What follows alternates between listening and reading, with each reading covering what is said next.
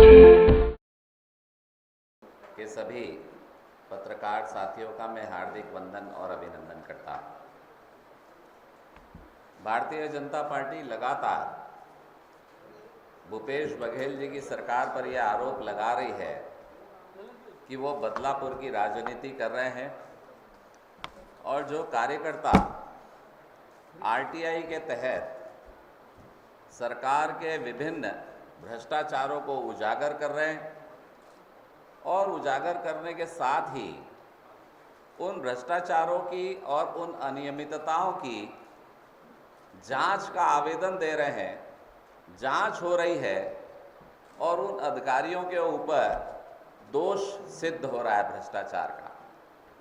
और दुख की बात यह है कि जांच यही सरकार करा रही है, भ्रष्टाचार इसी सरकार के संरक्षण में वो अधिकारी कर रहे हैं और शायद इसलिए जांच की रिपोर्ट अधिकारी के नाम समेत आने के बावजूद उस पर तो कार्रवाई नहीं हो रही है, परंतु भारतीय जनता पार्टी के ऐसे कार्यकर्ता जो छत्तीसगढ़ शासन में छत्तीसगढ़ियों की भलाई के लिए जो धन है जिसका दुरुपयोग हो रहा है, वो कार्यकर्ता अगर उसकी जांच के लिए, उसको भ्रष्टाचार के लिए अगर सरकार के खिलाफ खड़े होते हैं तो उन पर कार्रवाई हो रही है। जो चोर सिद्ध हो गए हैं, जिनके ऊपर जांच कमेटी ने, मैं फिर से कहूंगा, नामजद रिपोर्ट जो आज आपको दी जाएगी दे दिया, उन पर कार्रवाई नहीं होती। परंतु जो कार्यकर्ता लगातार छत्तीसगढ़ के हितों की संरक्षण के लिए, छत्तीसगढ़ के विकास के लिए, सरकार के पैसे का दुरुपयोग को पकड़ने के लिए काम कर रहा है, उसके ऊपर कार्रवाई हो रही है। बड़े दुख के साथ मैं आपको ये बताना चाहता हूं, जो कुछ मीडिया में, प्रिंट में आ चुका है कि आरटीआई प्रकोष्ठ है भारतीय जनता पार्टी का और उसके कार्यकर्ता जयराम दुबे जी लगातार आरटीआई के माध्यम से लगभग 200 आवेदन दिए हैं और उन 200 आवेदनों में अनेक आवेदनों में गड़बड़ियां पकड़ी गई है। ऐसे जयराम दुबे जी अपने कुछ पारिवारिक कामों से नागपुर गए हुए थे।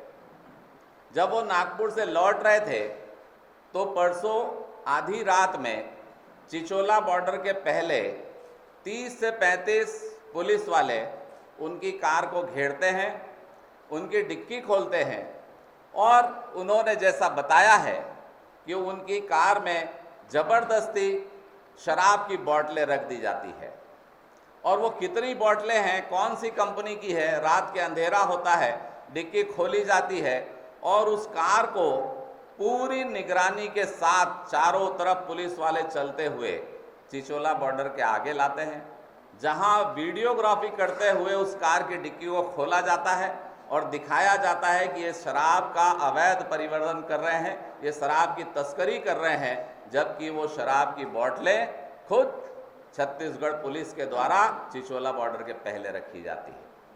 तो निश्चित रूप से जयराम दुबे जी, आप सभी को याद होगा कि जब जय स्तंभ चौक में सीएए के खिलाफ प्रदर्शन हो रहा था, लोकतंत्र है, प्रदर्शन करना चाहिए, कर रहे थे सीएए के खिलाफ, हमारी कोई आपत्ति नहीं थी। उस समय जयराम दुबे शारदा चौक में बैठकर सुंदरकांड का पाठ किया करते थे, वो भी कर रहे थे, किसी को आपत्ति नहीं होना चाहिए। पर पुलिस वाले सीएए में तो चौकीदारी करते थे, परंतु जयराम दुबे जहां सुंदरकांड करके एक जागरूकता फैलाना चाह रहे थे, उन्हें पकड़कर थाने ले गए और 8 से 10 घंटा उनसे पूछताछ की, उसके बाद उन्हें छोड़ा गया। तो निश्चित रूप से जो कार्यकर्ता पूरी मुस्तैदी के साथ छत्तीसगढ़ महतारी के धन की रक्षा करना चाहते हैं, छत्तीसगढ़ महतारी का विकास चाहते हैं उस धन से, ऐसे कार्यकर्ताओं को दबाने के लिए, कुचलने के लिए पुलिस झूठे मुकदमे दायर कर रही है। मैं आपके सामने एक दो प्रकरण रखना चाहता हूं।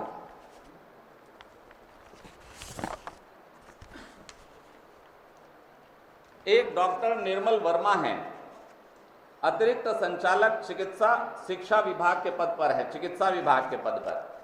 कोविड-19 की खरीदी के लिए जब जयराम दुबे ने वहां आरटीआई लगाई तो उसे किसी भी प्रकार का डॉक्यूमेंट देने से मना कर दिया गया। कहा गया कि यह कार्यालय कोविड के बाद बंद हो गया है। उन्होंने इसके लिए अपील की। अपील के बाद तय हुआ कि इन्हें कागज दिए जाएं। उन्होंने कागज लिया और सरकार ने जांच के भी आदेश दिए। ये प्रति है जिसमें जांच रिपोर्ट भी आई है और ये माना गया है कि निर्मल सिन्हा ने कोविड दवाई की खरीदों में भ्रष्टाचार किया है। और ये बहुत स्पष्ट है, ये अगर कोई काम किया है तो वो जयराम दुबे ही है। आप देखें कि रिपोर्ट आने के बावजूद आज तक उस अधिकारी के ऊपर कार्रवाई नहीं हुई। ये एक बड़ी चिंता का विषय है। क्या ये सरकार चोरों की रखवाल है? क्या ये सरकार भ्रष्टाचार अधिकारियों की बचाने वाली सरकार है? और जो उजागर करते हैं उन्हें गिरफ्तार किया जाता है। और निश्चित रूप से जो भारतीय जनता पार्टी शुरू से बदलापुर की राजनीति कहती है वो आज हमें दिखाई पड़ती है। जयराम दुबे जी एक जागृत कार्यकर्ता है और जब उन्होंने गोबर खरीदी के लिए नगर निगम जोन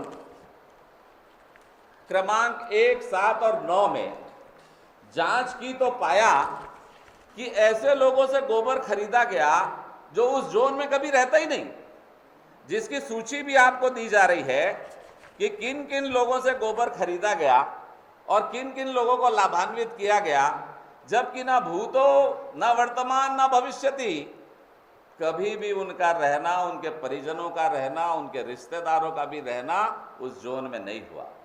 इसमें हाईलाइट करके ये प्रति आपको सौंपी जा रही है। अभी हम पढ़ते हैं कि 8,000 क्विंटल गोबर अधिकारियों को नहीं मिल रहा है और उसके लिए वो किसानों से दान मांग रहे हैं। तो मेरे ख्याल से ये दस्तावेज जो हम शुरू से आप लोगों के समक्ष रखने का प्रयास कर रहे हैं वो साबित करते हैं कि वो 8,000 क्विंटल बारिश में बहा नहीं, धूप में सूखा नहीं, उसका तो पैसा फर्जीवाड़े से अपने लोगों को देकर उपकृत किया गया है। ये डाटा है, ये सामने रिपोर्ट है आपके सामने और इसके ऊपर एफआईआर किया था उन्होंने। और जब उन्होंने रिपोर्ट की थी पुलिस में तब रात में उनकी गाड़ी पर गोबर फेंटे गए थे और लाठियों से प्रहार भी किया गया था जयराम दुबे के ऊपर, अगर आपको याद होगा तो। ये सरकार भारतीय जनता पार्टी के कार्यकर्ता तो ठीक है, परंतु अभी एक पुलिस के बड़े अधिकारी जीपी सिंह जी, उन्होंने कोर्ट में बयान दिया, हलफनामा दिया कि जो खाद घोटाले में सीएम सर और सीएम मैडम का नाम है उसमें पूर्व मुख्यमंत्री के नाम को लिखकर और उसके आधार पर कार्यवाही करें, और अगर वो नहीं करेंगे तो उनका ट्रांसफर हो जाएगा और उसके बाद भी नहीं करेंगे तो उनके ऊपर कार्यवाही की जाएगी और जेल में ठूस दिया जाएगा। जब ये सीएम के बारे में उन्होंने पड़ताल की तो उन्होंने बड़ा स्पष्ट कोर्ट को लिख के दिया कि सीएम का मतलब चिंता मणि चंद्राकर है और निश्चित रूप से वो पूर्व मुख्यमंत्री डॉक्टर रमन सिंह के ऊपर ये सरकार कार्रवाई करे ऐसा दबाव बनाते थे। तो भाइयों, भारतीय जनता पार्टी के कार्यकर्ता प्रदेश का विकास चाहते हैं, नौजवानों को रोजगार मिले, इंफ्रास्ट्रक्चर का डेवलपमेंट हो, इसके लिए जो सरकार का पैसा है वो सही जगह में खर्च हो, भ्रष्टाचार ना हो। और इस भ्रष्टाचार के कारण जो हमारे पैसों का, छत्तीसगढ़ की सरकार के पैसों का दुरुपयोग हो रहा है और गलत ढंग से लोगों को उपकृत किया जा रहा है, वो रुके। और मैं फिर से कहूंगा, युवाओं को रोजगार मिले और ऐसे बंदर बांट होने की बजाय कांग्रेस ने अपने घोषणा पत्र में जो युवा बेरोजगारी भत्ता 2,500 रुपया देने का वादा किया है वो दे। हम कांग्रेस के लिए उसकी प्रशंसा करेंगे, परंतु अगर भ्रष्टाचार करके गलत तरीके से अपने लोगों को उपकृत किया जाएगा तो भारतीय जनता पार्टी ऐसे झूठे मुकदमों से डरने वाली नहीं है। लाखों लाख कार्यकर्ता सरकार के विरुद्ध खड़े रहेंगे और आज भारतीय जनता पार्टी ये मांग करती है कि जयराम दुबे के ऊपर जो कार्रवाई की गई है उसके उच्च स्तरीय जांच की जाए और दोषी अधिकारियों पर दंडात्मक कार्रवाई की जाए और जयराम दुबे को निशर्त रिहा किया जाए।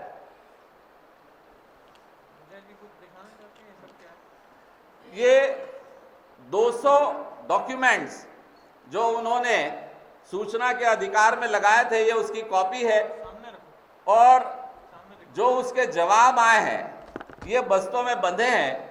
आप में से किसी को भी देखना हो, कुछ कॉपियां तो आपको अवेलेबल कराई जा रही है। जो गोबर खरीदी और दवा खरीदी का कांड कोविड का सामने आया था, वो कॉपी आपको दी जा रही है और जो बाकी देखना चाहे वो देख सकते हैं। एक बड़ा घोटाला जो आप सब देख रहे हैं, जो प्रथम दृष्टिया हमारी आंखों से दिख रहा है कि शराब की दुकानों में तो लाइन बढ़ती जा रही है, शराब की खपत तो दिख रही है कि बहुत तेजी से बढ़ रही है, पर उसके आंकड़े कम आ रहे हैं। शराब की बिक्री कम हो रही है और लाइनें बढ़ रही है। तो निश्चित रूप से एक 2 नंबर की दारू बेचने का बड़ा धंधा, और हम बार बार कह रहे हैं कि इसके 2 काउंटर हैं अंदर, एक नकदी का पैसा जिसमें एक्साइज और राजस्व नहीं पड़ रहा है और दूसरा राजस्व का पैसा ऐसे बांट दिया गया है जिससे सरकार को राजस्व की हानि हो रही है और जो शराब माफिया हैं वो इसकी आड़ में पैसा कमा रहे हैं।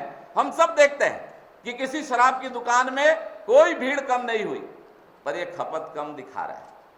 तो एक बड़ा घोटाला है और जयराम, इसके लिए भी आबकारी विभाग में उन्होंने आरटीआई के तहत आवेदन लगाया था और कुछ समाचार पत्रों में ये बात छपी है कि 70% 2020 और 21 में सरकार ने शराब के रेट बढ़ा दिए, जिसकी भी कॉपी आपको अवेलेबल करा रहे हैं कि 2018-19 में क्या रेट थे, 2020-21 में क्या रेट हुए। 70% दाम बढ़ने के बाद राजस्व कैसे घट सकता है? तो बड़ा प्रश्न चिन्ह है।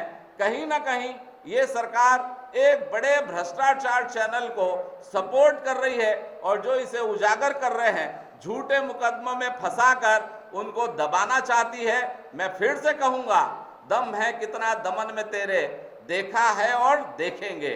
ये हमारी लड़ाई जारी रहेगी और हम फिर से मांग करते हैं कि जयराम दुबे निर्दोष है, उच्च स्तरीय जांच की जाए और उसे निशर्त रिहा किया जाए।